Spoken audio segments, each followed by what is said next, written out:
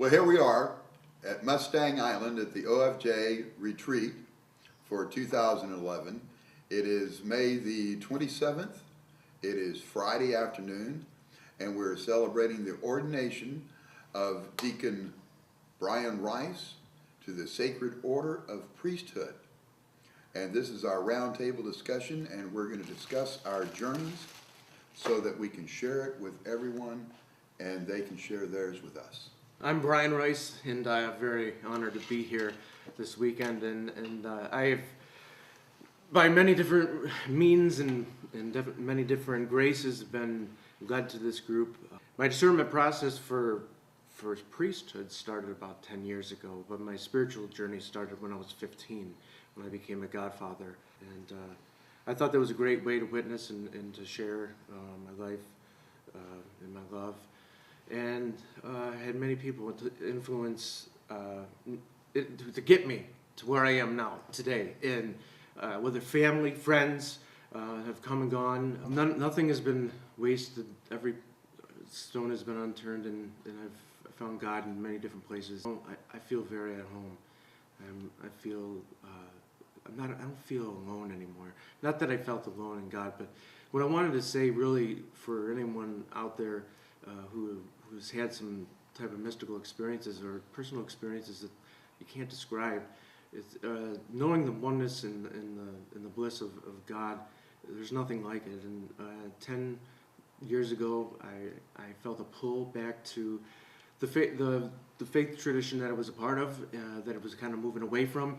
And what I was really being called to was an encounter with presence, with true presence of the living God, of the Christ that was within me.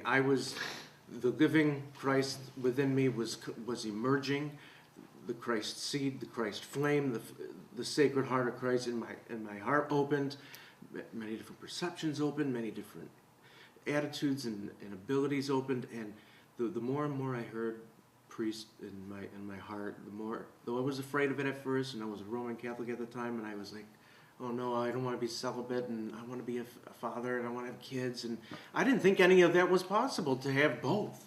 And I compromised. I tried to bargain with God, and I know all of us can relate to that, but I said to God, I'm like, God, all right, when I'm 31, when I'm of age, I'll become a deacon. Just stop this priest business right now. I guess God was willing to continue to work with me. I came to a point where I really had to ask some difficult questions. Why, in the discernment process, and there's some sacrifices I've needed to make along the way, and but I do not regret a single thing. Everything has been used for the grace of God. And on my major awakening experience, I had the privilege of sharing with several of my new friends. It's hard to speak about it in words, but to have known that presence personally, that's something that's not taught in the catechism, that's not taught in CCD classes. This was something this was very personal, very alive, and I felt the divinity within my humanity, and that was the stamp of not approval, but the stamp of assurance that I was called to do God's work, that I was called to give back. I was called to let God live through me, to be a vessel, and here I am, and I'm in fellowship now, the fellowship that I've been seeking for those 10 years.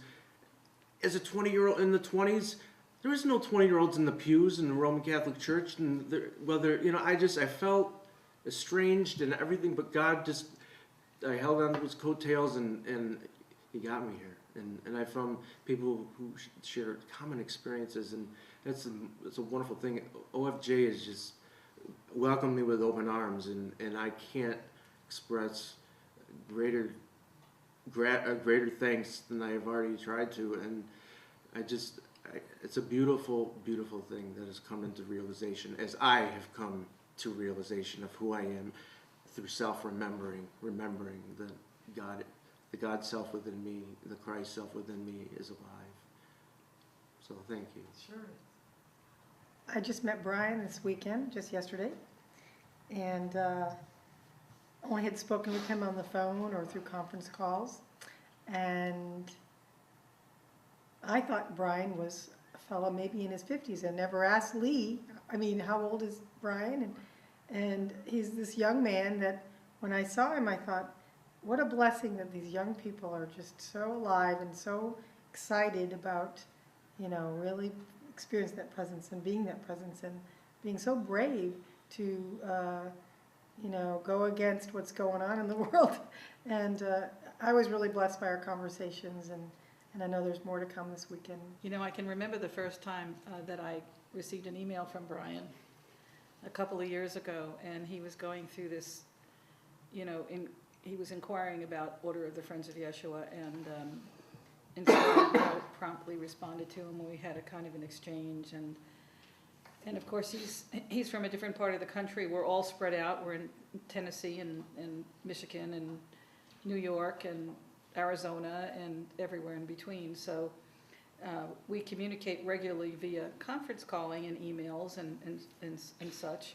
And so it was interesting to be part of Brian's discerning process in his emails and inquiries. And then something, about a year later, something came into his life that he thought might have been the path to go. And of course, Bishop Lee and myself just were encouraging him to follow whatever call, to listen to God, to listen to that inner dwelling, living from that inner landscape, to listen to that.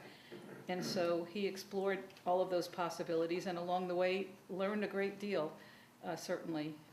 And then several months ago, or a year ago or so, he began to really seek more earnestly to mentor with Bishop Lee and those of us in OFJ. And it's been an extraordinary experience to finally be able to meet him face to face. And turns out we've learned in conversation that we share a great many things in common in our lives. And so it's interesting how the Holy Spirit brings those people together to lift them up, to sort of balance each other and find out, well, gee, there's somebody else that sort of understands where I'm coming from and allows me the freedom to express and explore. And so that's what I value so much about Order of the Friends of Jeshua.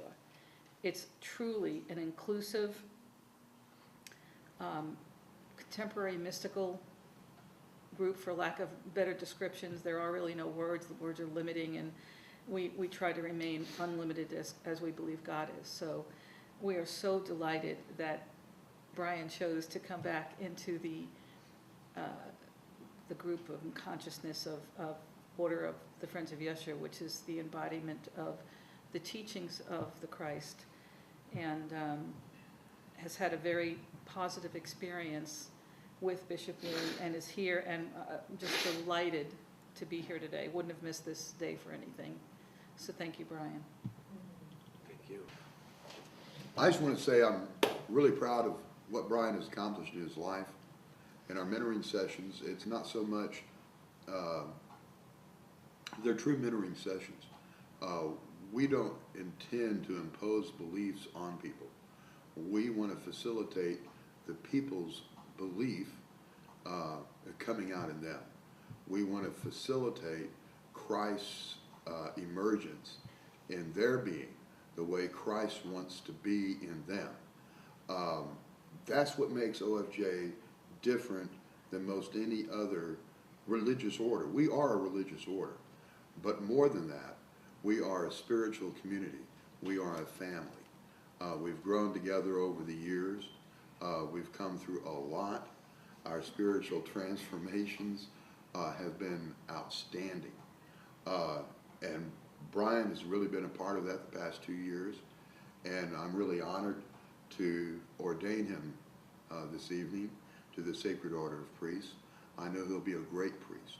I want to say thanks for the comments that you just made, and thanks for again welcoming me. And I think we're at a great pinnacle with things in our lives, and there's so much potential for all of us to continue to work together and to go out with sheep among wolves, so to speak, and sow seeds and then to see those things grow and blossom and harvest. And hopefully the harvest will be rich, and it already is, but even more.